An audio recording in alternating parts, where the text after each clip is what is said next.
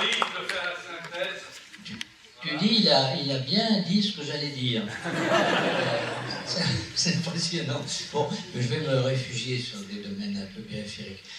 Oui, comme disait Eric, moi je suis pas membre du DB et un observateur extérieur, puisque j'habite Paris et que je suis le responsable d'une ONG qui travaille de façon très générale pour les droits des minorités. Le groupement pour les droits des minorités, qui est la branche française du Minority Rights Group, une organisation internationale.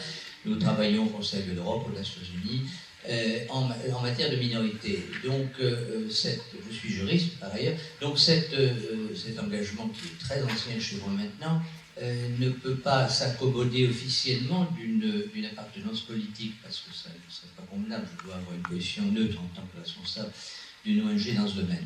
Ceci étant, en même temps, et à titre personnel et depuis extrêmement longtemps, j'en parlais tout à l'heure avec Ronan Lebron, je suis proche, très proche, extrêmement proche de l'UDB, pour qui j'ai une intense sympathie. Je pense même aujourd'hui que c'est l'UDB qui porte le message le plus intelligent, le plus raisonnable et le plus complet en matière d'organisation politique de l'Hexagone.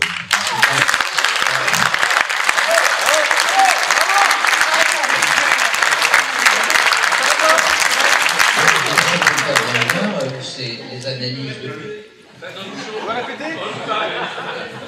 depuis très longtemps, depuis que cette rhétorique un peu stalinienne a cédé la place à plus de souplesse.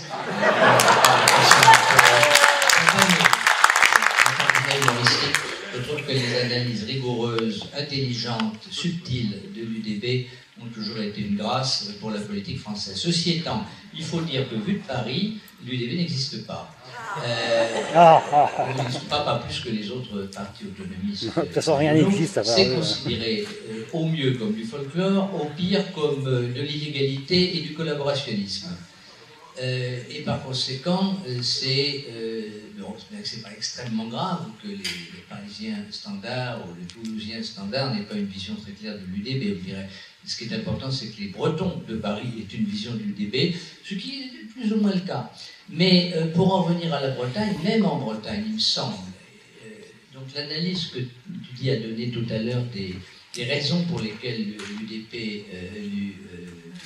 l'UDB n'a pas obtenu au cours de ces années des résultats électoraux à la hauteur de son mérite, de son intelligence. Je crois qu'il y en a une sur laquelle tu n'as pas insisté. Il me semble que depuis la guerre, le syndrome Breiz-Atao encombre l'inconscient politique breton. Et que, sans qu'on en parle toujours beaucoup, l'autonomisme, quelle que soit sa forme, et même d'un autonomisme fédéraliste européen et de gauche, est encore perçu comme sulfureux, et là aussi un peu, je parlais tout à l'heure des Parisiens, mais un peu à la marge de l'illégalité. Alors il y a quelque chose à la fois de folklorique et de sulfureux qui empêche précisément ce grand bond qui est la clé de tout, du culturel au politique. Parce que effectivement, en matière de ressenti identitaire et d'appartenance culturelle, je crois que c'est sans doute de tous les pays de l'Hexagone, peut-être la Constellation dans certaines mesures, peut-être mieux que ces deux autres-là. La Bretagne qui a le plus pris conscience de son héritage culturel et de son patrimoine. Donc c'est formidable, vous avez là une base qui est la base essentielle pour faire un travail politique. Mais le passage au politique me paraît bloqué par à la fois le syndrome vu à la télé, c'est-à-dire qu'on regarde la télé nationale, et la télé est toujours nationale, même FR3, et puis cette culpabilisation liée au caractère sulfureux et illégal de tout autonomisme. On est toujours en 1934 avec le dynamitage de la statue de rattachement à Rennes. Il y a toujours des choses qui traînent, et plus ou moins au niveau de l'inconscient, du subconscient. Je crois qu'il y a un problème de névrose bretonne à ce sujet. De paradoxe, mais j'irais presque au-delà, parce que c'est un auto-sabotage en réalité. Aucune province n'aurait autant à bénéficier de l'autonomie à tous égards que la Bretagne. Or, elle se prive de cette possibilité de vivre, décider c'est le plus important, et travailler au pays par une sorte d'autoculpabilisation. Alors, autoculpabilisation, on en connaît d'autres, les Alsaciens sont pires que vous. Mais ça ne les empêche pas, eux, d'être pratiques. Tandis que les Bretons, qui sont plutôt en général rationnels et pragmatiques, là, ils bloquent complètement. Donc, je crois qu'il y a un énorme travail à faire de réflexion sur comment passer du culturel au politique en faisant sauter les verrous dont je parlais tout à l'heure. Il y a une conjoncture quand même qui est intéressante. Je crois que c'est Jean-Jacques, tu dis, qui parlait, ou Éric, qui parlait tout à l'heure de l'évolution géopolitique en Europe avec des référendums ou des votes à valeur de référendum en Flandre, etc., qui vont représenter une sorte d'heure de vérité. Il y a d'autre part la désaffection pour une certaine forme de gauche, je pense en particulier au Parti socialiste. Et puis, un troisième élément à prendre en compte, c'est qu'à l'heure actuelle, au point de vue électoral, les élections locales ne sont plus guère vues que comme des primaires des élections nationales. Et par conséquent, les chances pour un parti comme l'UDB de faire des scores très intéressants aux élections locales deviennent de moins en moins plausibles, puisqu'en fait, on vote pour le président de la République.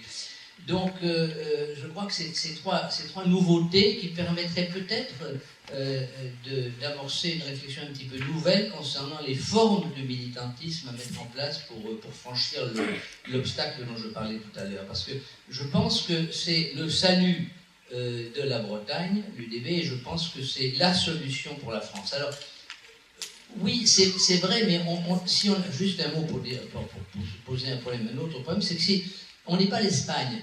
L'Espagne, quand la Catalogne, la Galice et le Pays Basque ont décidé d'avoir un statut d'autonomie avancé, les autres ont finalement adopté le slogan « Café para todos », c'est-à-dire on va tous faire pareil, on va tous adopter un système d'autonomie régionale avec parlement, etc. En France, on voit, dans l'Hexagone, on voit assez mal un phénomène de ce genre dans des provinces aussi, un sentiment aussi identitaire aussi fort que le Maine, la Touraine, l'Anjou ou la Champagne. Et donc, c'est un peu un problème parce que ça nous ferait donc un fédéralisme, si on allait vers le fédéralisme, à géométrie variable. On voit très bien la Corse, l'Alsace, la Bretagne, la Picardie, vraisemblablement, peut-être la Savoie, mais même l'Occitanie, on peut se poser quelques questions concernant son aptitude à mettre en place une autonomie occitane. On verrait presque plus des autonomies régionales au sein d'Occitanie. Donc là, je veux un autre problème sur lequel il est peut-être important déjà de réfléchir, parce que ça peut bouger très vite. Ça peut bouger très vite. Peut-être qu'on est à la veille de quelque chose et il faut être déjà prêt pour l'étape suivante. Donc là, je me suis un petit peu lâché, abandonnant mon rôle de statut du commandeur pour défendre les minorités en général, pour vous dire un petit peu mon sentiment concernant ce pays qui m'est infiniment cher, où j'ai d'ailleurs passé mon enfance, qu'est la Bretagne. Voilà, merci bien.